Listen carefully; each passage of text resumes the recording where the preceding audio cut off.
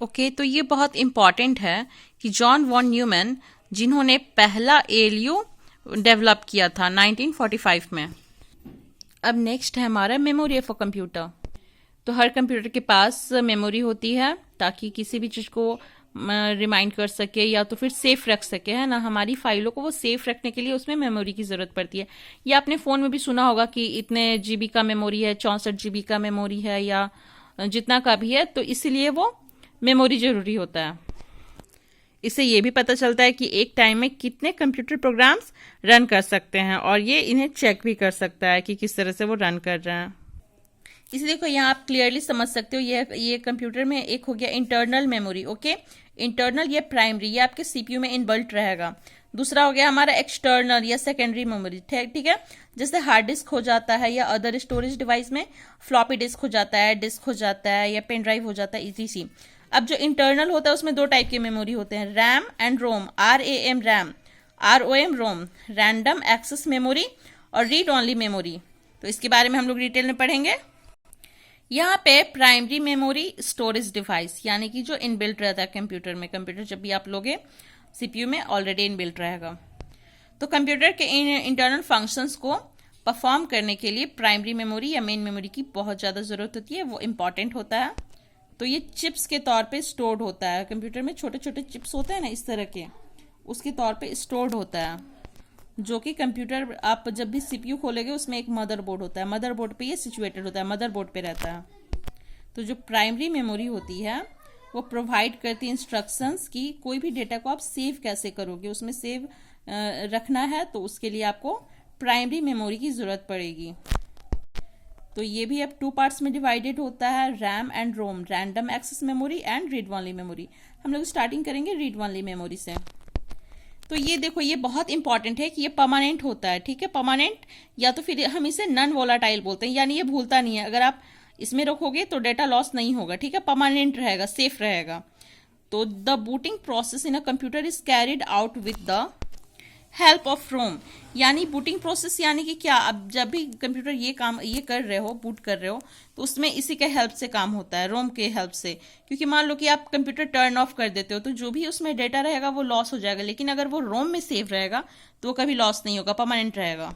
जैसे आपने previous classes में भी देखा होगा, आप जो भी जाकर पेंट ब्रश में कोई भी ड्राइंग बना रहे हो, उसे अगर आप सेव कर दे रहे हो तो वो रोम में चला गया, और अगर आप सेव नहीं कर रहे हो, कट कर रहे हो, डोंट सेव लिख दे रहे हो, तो वो जब तक आप काम कर रहे हो तब तक किस में है, रैम में है, और जब काम फिनिश हो गया, आपने जब उसे सेव किया तो वो किस में चला गया, रोम में चला गया। तो वहां पे परमानेंटली सेव हो जाता है, और जब तक हम उसे डिलीट नहीं करते तब तक वो डिलीट भी नहीं होगा।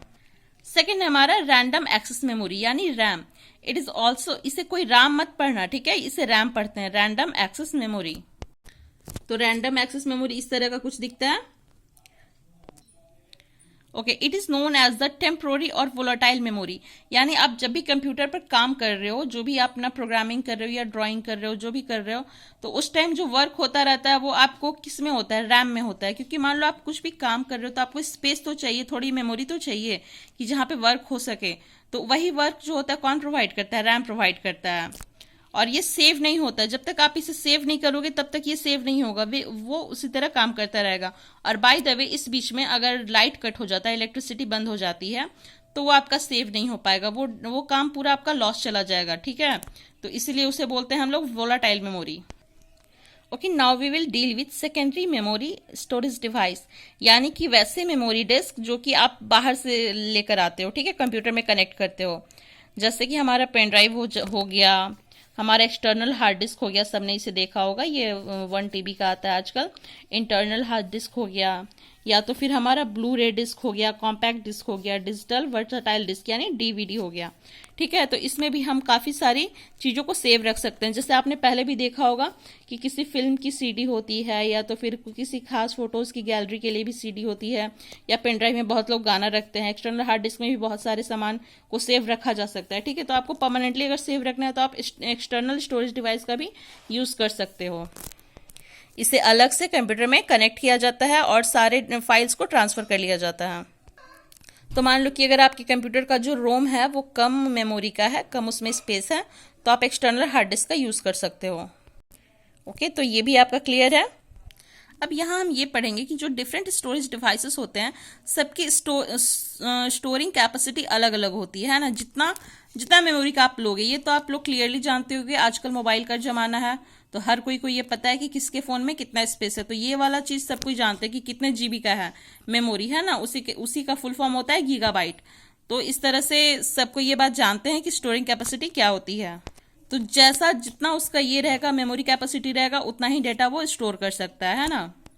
तो ये आपको क्लियर समझने के लिए कि 1 बाइट 8 बिट्स के बराबर होता है, यानी कि आप जो सिंगल, ये बहुत छोटा अमाउंट होता है, काफी छोटा ये होता है, जिसमें काफी छोटी मेमोरी होती है। उसके बाद हो गया 1024 बाइट्स 1 किलोबाइट, और किलोबाइट यानी कि केबी आप लोग जानते हो ना, हम लोग स्पीड बोलते हैं कि कितने केबी पर काम कर रहा है, वो हो गया किलोबाइट। और 1024 kilobyte is equal to 1 megabyte, जिसे हम एमबी बोलते हैं, है ना। पहले आता था जो फोन में मेमोरी चिप वो एमबी में रहता था।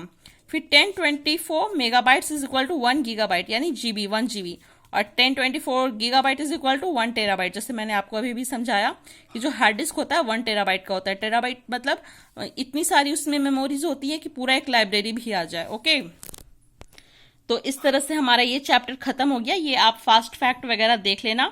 A computer can understand only the binary language consisting of 0 and 1। मैंने आपको पहले ही बताया था कि जो वो अपने लैंग्वेज में ट्रांसफर करता है ना, जो भी आप उसे इनपुट डालोगे प्रोसेस होता है, फिर आउटपुट करता है। तो इनपुट होने के बाद जो सीपीयू होता है उसे अपने लैंग्वेज में ट्रांसफर करता है, जिसे हम बाइनरी लैंग्वेज कहते हैं। और बाइनरी लैंग्वेज में बस 0 या 1 होता है, इसे स्टेट कहते हैं, ऑफ स्टेट, और 1 का मतलब ऑन स्टेट। ओके, तो जो भी प्रॉब्लम्स हो आप मुझसे पूछ सकते हो, और बाकी ओके, फिर हम लोग नेक्स्ट चैप्टर पढ़ेंगे। Thank you.